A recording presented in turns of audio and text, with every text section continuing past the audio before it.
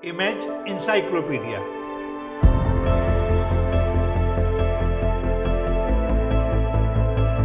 जानकारियों और जिज्ञासाओं की अद्भुत दुनिया।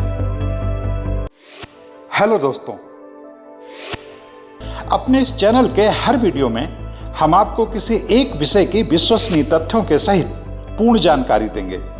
ऐसी जानकारी जिसकी तलाश में स्कूल कॉलेज के छात्रों से लेकर सभी तरह के प्रतियोगी छात्र रहते हैं। हमारी ये वीडियो उन लोगों के लिए भी बहुत उपयोगी साबित होंगे जो जनरल नॉलेज में रुचि रखते हैं और कौन बनेगा करोड़पति जैसे कार्यक्रमों में हिस्सा लेकर सफल होना चाहते हैं। तो दोस्तों, आइए आज का वीडियो शुरू करते हैं। लेकिन उससे पहले आपसे एक अनुरोध कि अगर अब तक आपने हमारे इस चैनल को सब्सक्राइब नहीं किया है तो कृपया कर लें और हाँ, बेल आइकन का बटन दबाना ना भूलें, जिससे हर नया वीडियो सबसे पहले आपको मिले। बॉब डिलन खरी आवाज के विद्रोही लोक गायक। 13 अक्टूबर 2016 को जब साहित्य का नोबेल पुरस्कार अमेरिकी लोक गायक बॉब डिलन को देने की घोषणा की गई तो किसी और से पहले खुद बॉब डिलन चौंके। सच तो यह है कि उनकी यह चौंक अगले साल यानी 4 जून 2017 को उनके दिए गए नोबेल भाषण के दौरान भी बनी रही। तभी तो उन्होंने अपने भाषण की शुरुआत यह कहते हुए किया कि पिछले साल जब मुझे नोबेल पुरस्कार दिए जाने की घोषणा हुई तो मैं आश्चर्य में पड़ गया और सोचने लगा कि मेरे गीतों का आखिर साहित्य से क्या नाता है। इससे अंदाजा लगाया जा सकता है कि उस साल जब कुछ साहित्यकारों ने बॉब डिलन को साहित्य का नोबेल पुरस्कार दिए जाने पर आपत्ति जताई थी तो यह कितनी आम आपत्ति थी। सवाल उठता है, क्या वाकई स्वीडिश नोबेल अकादमी ने बॉब डिलन को नोबेल पुरस्कार देकर गलत किया? क्या वाकई बॉब डिलन के काम का उस सबसे कोई लेना देना नहीं है जो साहित्य का काम होता है? नहीं, ऐसा बिल्कुल नहीं है। अगर बॉब डिलन खुद अपने आप को नोबेल पुरस्कार दिए जाने पर आश्चर्य व्यक्त कर रहे थे तो इसकी एक वजह तो उनकी अतिशय विनम्रता हो सकती है और दूसरी वजह यह कि शायद उन्हें पता ही ना हो कि उन्होंने अपने विद्रोही तेवरों वाले लोकगीतों से किया क्या है। जी हाँ, उन्होंने अफ्रीका के उस दबे कुचले अल्पसंख्यक समुदाय को, जिसमें अमरीकी अफ्रीकियों से लेकर तमाम दूसरे काले और मटमैले लोग शामिल हैं, बॉब डिलन ने उनके मौलिक मानवाधिकारों के लिए अपने लोकगीतों से अलख जगाई है और उन्हें कारुणिक गूंज से बाहर निकालकर आक्रोश भरे स्वर में बदला है। हिंदी साहित्य की मशहूर वेबसाइट कविता कोश में मौजूद भोला रबारी द्वारा अनुदित बॉब के सुपरहिट गीतों में से एक ब्लोन इन द विंड अर्थात हवा में उड़ता जवाब के जरा बोलों पर एक नज़र डालिए, खुद ही पता चल जाएगा कि उनके गाए लोकगीत अमेरिका में कैसे आम लोगों की हक की लड़ाई के लिए झंडा गीत सरीखे रहे हैं। कितने रास्ते तय करे आम आदमी कि तुम उसे इंसान कह सको, कितने समंदर पार करे एक सफेद कबूतर कि वह रेत पर सो सके। हाँ, कितने गोले दागे तोप कि उन पर हमेशा के लिए पाबंदी लग जाए। मेरे दोस्त, इनका जवाब हवा में उड़ रहा है, जवाब हवा में उड़ रहा है। हाँ, कितने साल कायम रहे एक पहाड़ कि उसके पहले समंदर उसे डुबो ना दे। हाँ, कितने साल जिंदा रह सकते हैं कुछ लोग कि उसके पहले उन्हें आज़ाद किया जा सके। हाँ, कितनी बार अपना सिर घुमा सकता है एक आदमी यह दिखाने की उसने कुछ देखा ही नहीं।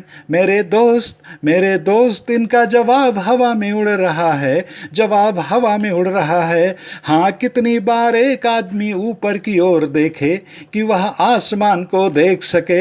हाँ, कितने कान हुए एक आदमी के कि वह लोगों की रुलाई को सुन सके। हाँ, कितनी मौतें होनी होंगी कि वह जान सके कि काफ़ी ज़्यादा लोग मर चुके हैं। मेरे दोस्त, इनका जवाब हवा में उड़ रहा है, जवाब हवा में उड़ रहा है। वास्तव में अमेरिका में सोल म्यूजिक या आत्मसंगीत की परंपरा पिछली सदी के 6वें दशक में तब दिली विद्रोह की मातृभाषा बन गई जब 60 के दशक में अपने गिटार और माउथ ऑर्गन के साथ संगीत की दुनिया में बॉब डिलन का प्रवेश हुआ। उन्हें उनसे पहले के एक अश्वेत गायक सैम कुक ने लोकगीतों का रॉक स्टार कहा है। बॉब डिलन को भले इस बात का एहसास हो या नहीं, मगर जब अमेरिकी लोक संगीत में उनका प्रवेश हुआ उस समय ब्लैक म्यूजिक के नाम पर आत्म संगीत यानी सोल म्यूजिक का ही बोलबाला था। बॉब डिलन इस सोल म्यूजिक परंपरा के विद्रोही लोक गायक बनकर उभरे।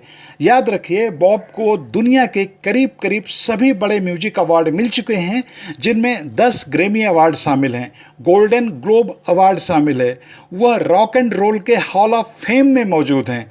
इस सब के साथ ही वह दुनिया में जॉर्ज बर्नार्ड शॉ के बाद दूसरे ऐसे शख्स हैं जिन्हें ऑस्कर और नोबेल दोनों ही महान पुरस्कार मिले हैं। लेकिन इनमें से कोई भी पुरस्कार उन्हें अपनी आवाज के लिए नहीं मिला।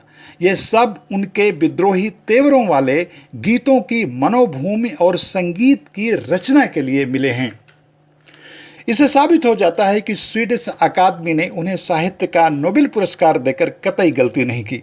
जैसे साल 2000 में the academy of motion picture arts and sciences ने उन्हें फिल्म वंडर बॉय का गीत थिंग्स हैव चेंज्ड के बोल लिखने और इसे संगीत से सजाने के लिए ऑस्कर अवार्ड देकर कोई गलती नहीं की थी। 20वीं सदी में हुए दूसरे विश्व युद्ध के बाद के शुरुआती दशकों में अमेरिका में क्रॉस कल्चर आंदोलनों का दौर था। अफ्रीकी अमेरिकी समुदाय के युवाओं में अपने लोकतांत्रिक अधिकारों के लिए बेचैनी उभर रही थी, लेकिन इन युवाओं को अपने बेचैन मन को व्यक्त करने का कोई अनुकूल जरिया नहीं मिल रहा था। इसलिए तब तक ये तबका Sam Cooke, James Brown, Aretha Franklin और बाद में अल ग्रीन जैसों के आत्म संगीत में विभोर तो हो रहा था, मगर दिल कुछ और भी ढूंढ रहा था। जो ठीक ठाक क्या था उन्हें भी नहीं पता था। तभी स्टेज में प्रकट हुआ घायल मन का एक यहूदी, जो अफ्रीकी तो नहीं था, न ही उसने अश्वेत पीड़ा के दरिया को पार किया था, लेकिन मन और आत्मा तो उसकी भी घायल थी। तड़प तो उसके भी दिल की गहराइयों में उसी मानवीय बराबरी के हक की थी जिसके कुचलने के नतीजे में विश्व युद्ध हुआ था। अमेरिका के विद्रोही युवा संसार में बॉब डिलन को हाथों हाथ लिया। वे सब उसकी खरी और खुरदुरी आवाज में डूब गए। गीतकार, गायक, कलाकार और लेखक बॉब डिलन 24 मई 1941 को अमेरिका के मिनेसोटा में पैदा हुए थे। उनका असली नाम रॉबर्ट एलन जिमरमैन है। विकिपीडिया के मुताबिक उनके दादा दादी रूसी साम्राज्य अब यूक्रेन से अमेरिका आए थे और उनके सबसे प्राचीनतम ज्ञात पूर्वज तुर्की के यहूदी थे, जबकि उनके नाना नानी लिथुआनियाई यहूदी थे। बॉब के पिता अब्राम जिमरमैन एक बिजली अप्लायंस की दुकान चलाते थे और माँ बीट्राइस स्टोन गृहिणी थी। पहली बार बॉब के गायन में जब अमरीकियों का ध्यान अपनी तरफ खींचा, जब न्यूयॉर्क टाइम्स अखबार ने उनके एक शो का रिव्यू किया। इससे प्रभावित होकर उन्हें जॉन हैमंड नाम के एक रिकॉर्ड प्रोड्यूसर ने ब्रेक दिया। बॉब की पहली एल्बम की सिर्फ 5000 कॉपियां बिकी, मगर इस एल्बम ने धीरे धीरे उनकी लोकप्रियता को बहुत ऊंचाई तक पहुंचा दिया। 1960 के दशक में जब अमेरिका में हर तरफ अफ्रीकी अमेरिकी नागरिक अपने अधिकारों के लिए आंदोलन कर रहे थे, तो मानो बॉब को अपने काम की सही दिशा मिल गई। वह उनके आंदोलनों को अपने म्यूजिक से जवान देने लगे। इससे एक तरफ जहां अफ्रीकी अमरीकी लोगों के आंदोलनों को व्यापक समर्थन मिला, वहीं युवा अमरीकी बॉब डिलन के देखते ही देखते मुरीद होते गए। मगर 1966 में एक मोटरसाइकिल एक्सीडेंट में बॉब की हड्डी पसली टूट गई। कई लोगों ने भविष्यवाणी की और साथ में अफसोस भी जताया कि अब वह कभी गा नहीं सकेंगे। गाएंगे तो भी वह एनर्जी नहीं हासिल कर पाएंगे जिसके लिए वह जाने जाते हैं। लेकिन बॉब ने सबको गलत साबित कर दिया। वह जल्दी बिस्तर से उठे और न केवल दोबारा से गाना और बजाना शुरू कर दिया, बल्कि अब उनके लिखे गीतों के बोल पहले से भी कहीं ज़्यादा तीखे और मारक होने लगे। 1970 के दशक के उत्तरार्ध में बॉब का ईसाईयत की तरफ रुझान बढ़ा और वह शांति कामना वाले धार्मिक गॉस्पेल संगीत बजाने लगे। लेकिन वह देर तक यहाँ नहीं रुके। 1980 में वो पॉप म्यूजिक की तरफ मुड़ गए और इस कदर पॉप म्यूजिक की दुनिया में अपना सिक्का जमाया कि 2000 में उन्हें ऑस्कर और 16 साल बाद उन्हें अपने क्रांतिकारी गीतों के लिए साहित्य का नोबेल पुरस्कार दिए जाने की घोषणा हुई। उनके लिए साहित्य के नोबेल पुरस्कार की घोषणा करते हुए स्वीडिश अकादमी ने सही कहा है कि वे महानतम जीवित लोक कवि हैं। नोबेल समिति ने इस संबंध में घोषणा करते हुए कहा है कि अमेरिकी गीतों को बॉब ने बिल्कुल एक नया आयाम दिया है। यह पुरस्कार उनके इसी प्रयास को दिया गया है। स्वीडिश एकेडमी का यह बिल्कुल वाजिब आकलन है कि बॉब डिलन ने अमेरिकी गीत परंपरा में भाव भंगिमाओं की अपनी नई अभिव्यक्ति जोड़ी है। शायद यही वजह है कि बॉब डिलन के गायन की तुलना किसी भी लोकप्रिय रॉक या जैज गायक के गायन से नहीं की जा सकती। बॉब कुदरती जन कवि हैं। वह लोगों की लोक स्मृति पर शासन करने की हद तक उनके अंदर समा जाते हैं।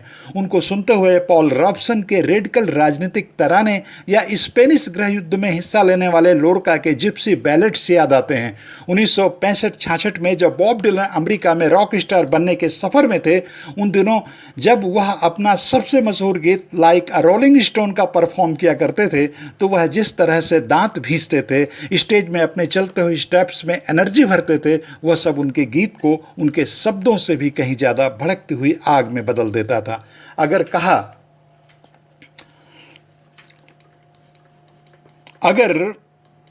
कहा जाए कि उनके इन गीतों में अमेरिका में काउंटर कल्चर मूवमेंट को जबरदस्त ऊंचाई दी, तो गलत नहीं होगा। अमेरिका की युद्धेतर जवान पीढ़ी को अपने शासकों की आंख में आंख डालकर सवाल पूछने की ताकत बॉब डिलन के गाए लोकगीतों ने ही दी है। बॉब ने अपने करियर की शुरुआत 1959 में एक कॉफ़ी हाउस में संगीत बजाकर की थी। Blowing in the wind, the times they are changing और लाइक ए रोलिंग स्टोन उनके गाए और बनाए गीत ही नहीं बल्कि उनके गढ़े मुहावरे हैं। जब वो स्टेज में अपनी ताकतवर भाव भंगिमाओं के साथ कहते, कठिनाइयों से रीता जीवन मेरे लिए नहीं, नहीं नहीं नहीं, मेरे तूफानी मन को यह स्वीकार नहीं, मुझे तो चाहिए एक महान ऊंचा लक्ष्य और उसके लिए उम्र भर संघर्षों का अटूट क्रम। ओ कला तू खोल मानवता की धरोहर, अपने अमूल्य कोशों के द्वार मेरे लिए खोल, मेरे लिए खोल, अपनी प्रज्ञा और संवेगों के आलिंगन में अखिल विश्व को बांध लूंगा मैं। आओ आओ आओ, हम बिहड़ और कठिन सुदूर यात्रा पर चलें। आओ, क्योंकि छिछला निरुद्देश्य और लक्ष्यहीन जीवन हमें स्वीकार नहीं। हम ऊँघते कलम घिसते हुए उत्पीड़न और लाचारी में नहीं जिएंगे, नहीं जिएंगे। हम आकांक्षा, आक्रोश, आवेग और अभिमान में जिएंगे, असली इंसान की तरह जिएंगे। तो इन बोलों पर युवा बलि बलि जाते।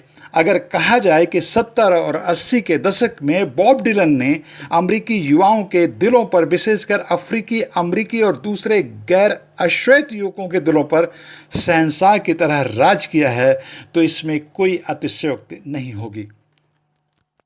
दोस्तों, आपको यह वीडियो कैसा लगा हमें कमेंट करके जरूर बताएं और यह भी बताएं कि आपको किस तरह का वीडियो देखना पसंद है। हम आपकी पसंद के मुताबिक भी वीडियो बनाएंगे।